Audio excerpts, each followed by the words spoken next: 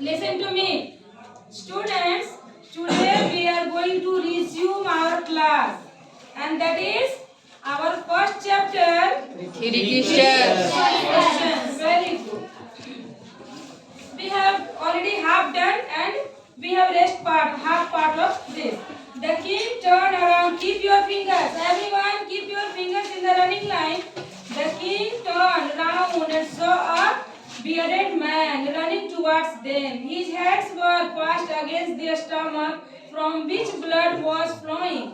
And when he reached the king, he fainted and fell to the ground. The king turned round and saw.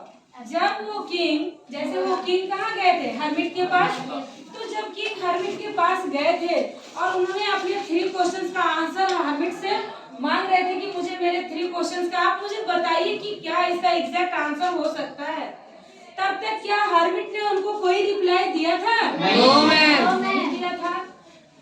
इतना ही देर में क्या होता है कि एक bearded man, beard होता है दाढ़ी, so bearded man दौड़ते हुए उन लोगों की तरफ आते हैं। Towards means तरफ आना, उनके तरफ आते हैं और his hands were passed against his stomach, उसका हाथ कहाँ था?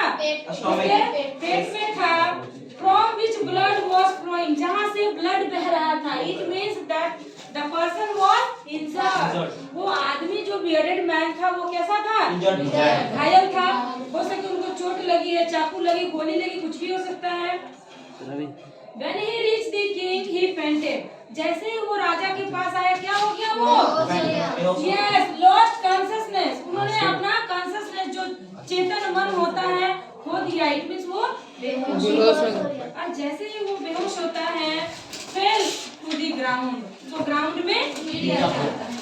The king and the hermit removed the man's clothing and found a large wound in his stomach. तो जब वहाँ पर कौन था? एट द टाइम कौन प्रेजेंट थे वहाँ? King and hermit. Yes, king and hermit दोनों थे वहाँ। तो उन्होंने जब उसके क्लोथ को हटाया, रिमूव किया, उनके बॉडी से उनके क्लोथ को हटाया तो क्या पाया लोग? वहाँ पर एक वुंड, एक जख्म पाया उसके स्टमक में। The king washed and covered it with his handkerchief. तो क्या किया राजा साहब ने?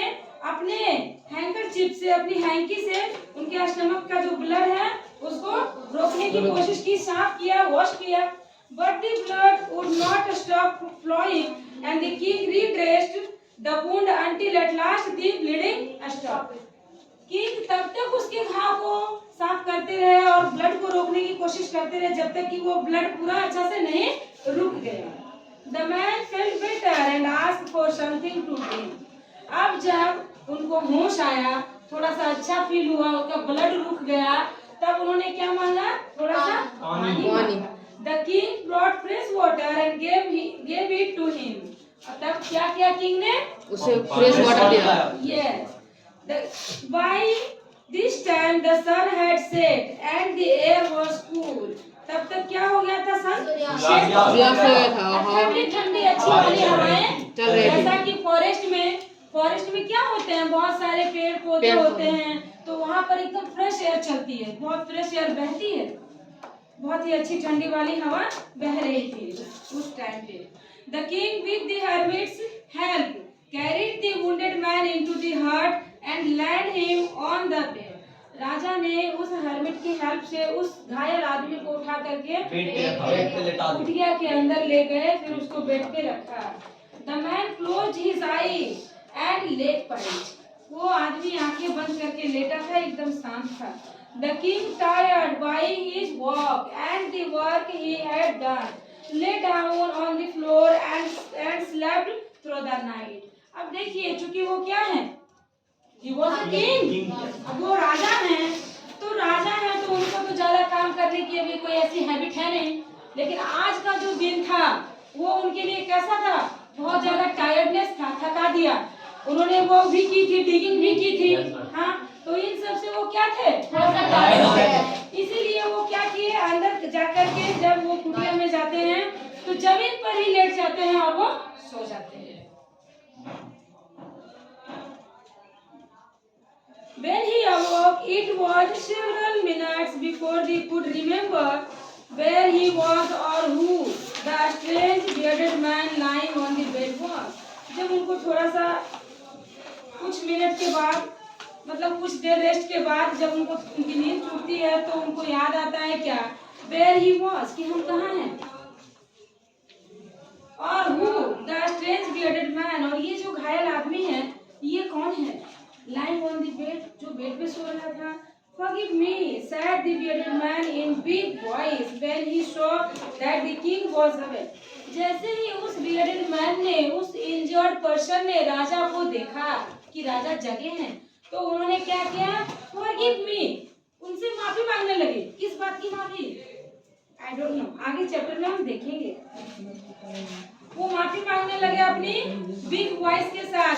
तो राजा क्या कहते हैं, I don't know you and have nothing to forgive you for, said the king. भाई मैं नहीं जानता कि आप कौन हैं और आप किस बात की माफी मांग रहे हैं.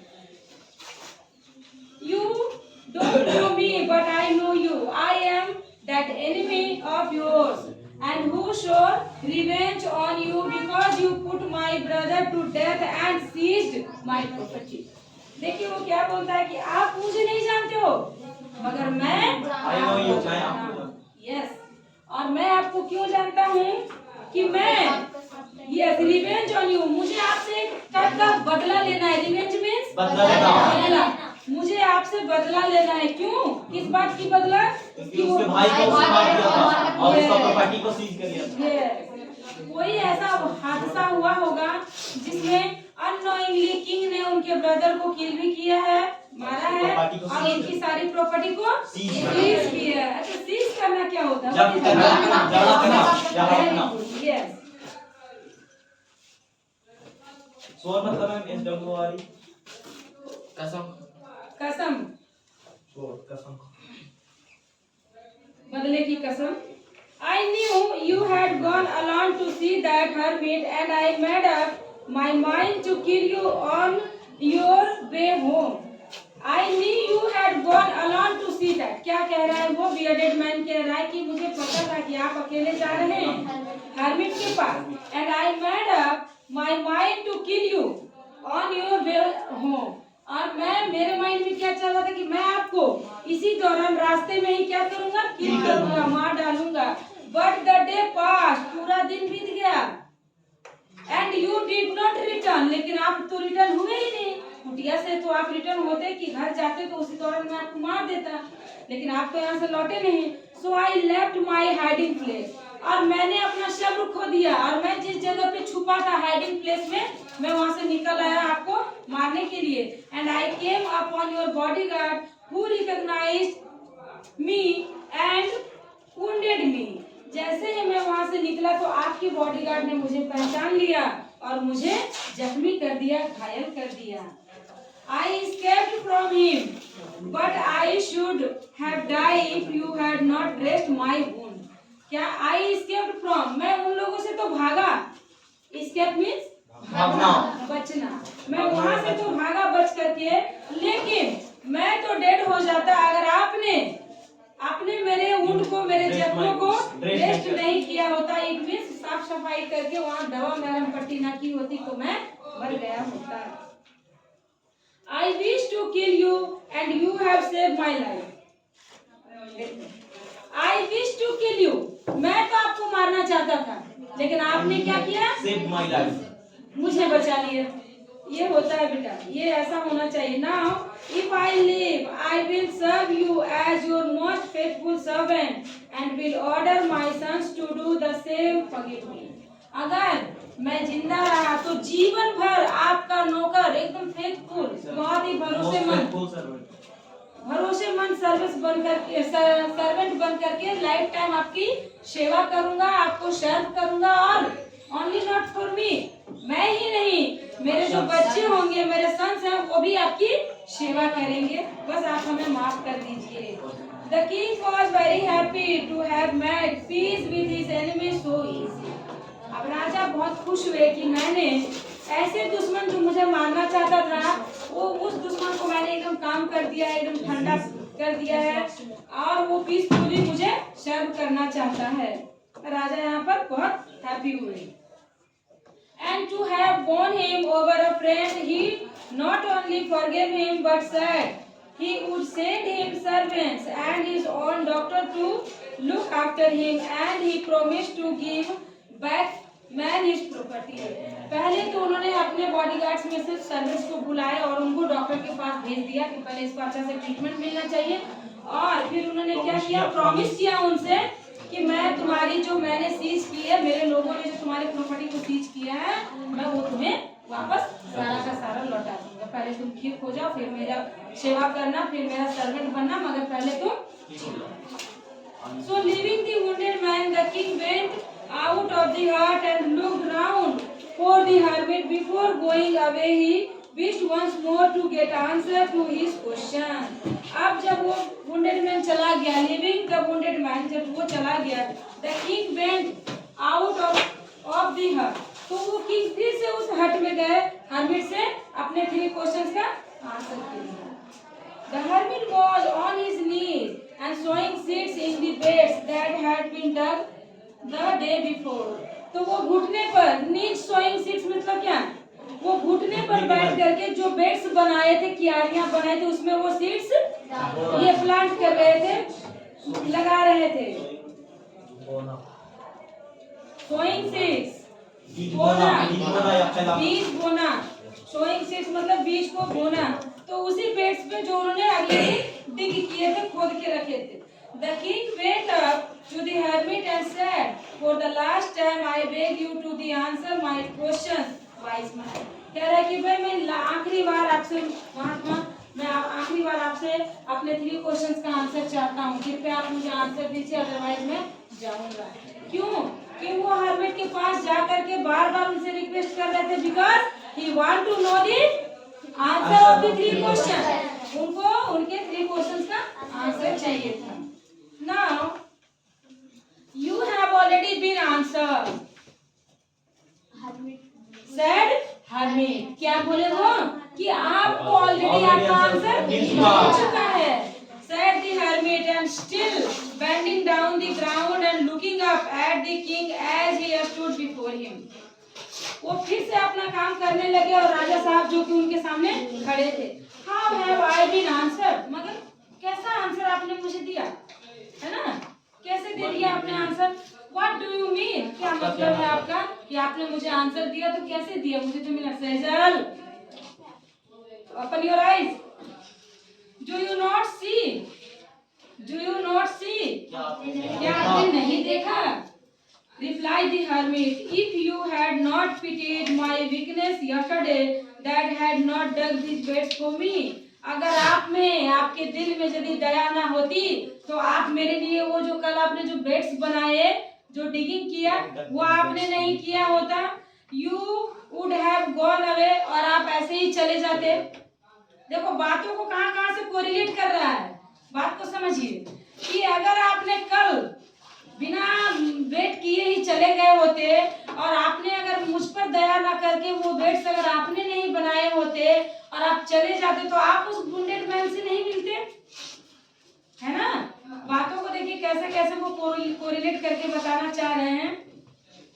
Then that the man would have attacked you and you would have wished you had stayed with me. देखिए इस एक वर्ड का क्या मतलब है?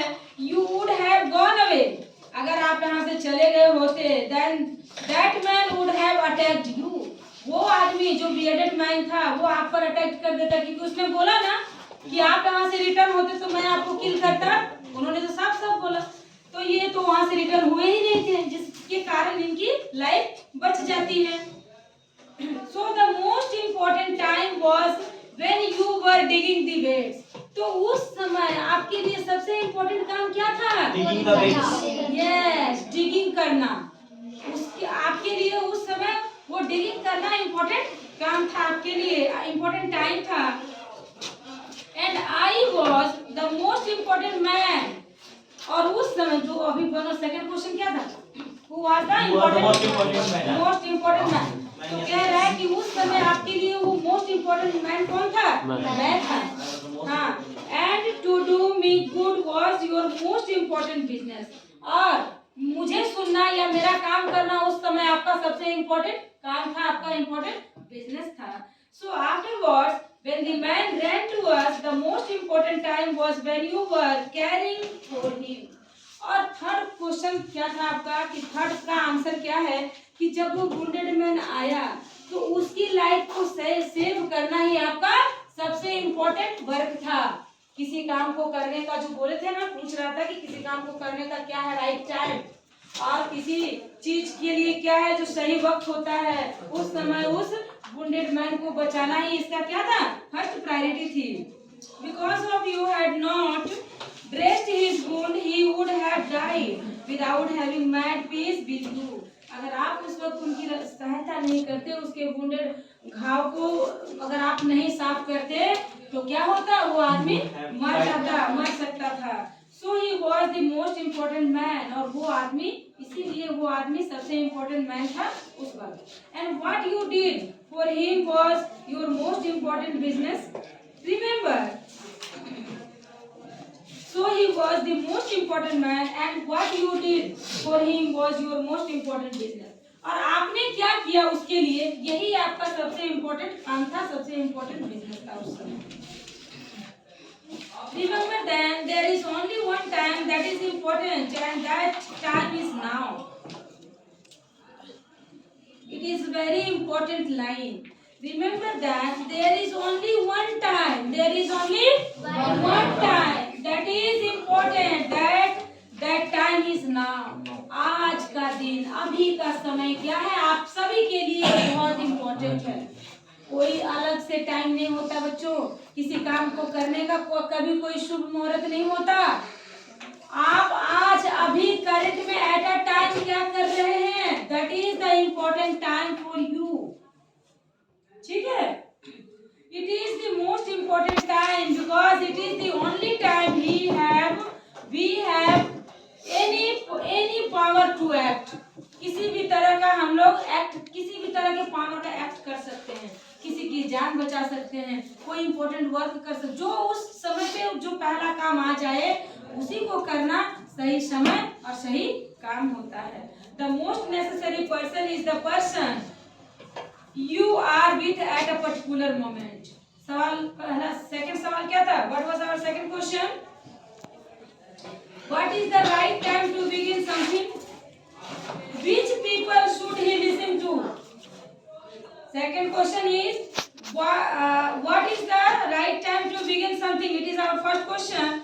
And which people should he listen to? कौन से लोग हैं जिनकी बात हमें सुनना चाहिए, ये उनका सेकंड था. तो आंसर में क्या दिया है हरमित ने? The most necessary person is the person you are with at a particular moment. वो बंदा जो एट अ पर्टिकुलर टाइम पे आपके साथ है, उसी की आपको सुनना चाहिए, है ना. उस समय जब उसके पास वो वुंडेड मैन आया था, कह रहा था कि शेड में, उनको बचाना ही सबसे पहला काम था, सबसे इम्पोर्टेंट वर्क था कि नहीं? हाँ, तो उसको बचाना ही उसका, और उस व्यक्ति के साथ, उस इंडिविजुअल पर्सन के साथ वो उस समय था, तो उनकी बात सुनना ही पहला प्रायोरिटी था उनका, राजा जी का. For no one knows what will happen in the future and whether we will meet anyone else. कोई नहीं जानता है कि फ्यूचर में क्या होने वाला है. कहिए, हाँ, फ्यूचर टेलर है कोई चीज, हाँ, भविष्य में क्या होने वाला है, कल को क्या होने वाला है, क्या कोई जानते हैं? No anyone future teller here, कि कोई भी भविष्यवाणी नहीं कर सकता है आगे के लिए. So the most important business is to do that person good because we were sent into this world for that purpose alone. हमें भगवान ने, उस गॉड ने हमें इस वर्ल्ड में किसी न किसी पर्पस को फुलफिल करने के लिए as a medium, as a resource बना करके भेजा है. तो हमें उस समय जो भी हमें पर्टिकुलर टाइम पे पर्टिकुलर वर्क मिलता है, उसी को करना, this is our first priority. यही हमारा सबसे पहला काम और पहला पर्पस होना चाहिए. तो हरमिट ने बहुत ही सुंदर शब्दों के साथ क्या किया, किंग को सेटिस्फाई किया, एज वेल एज उन्होंने उनके 3 क्वेश्चंस का उनको आंसर भी किया. Have you any doubt? सभी को स्टोरी समझ में आई? Yes ma'am. ओके.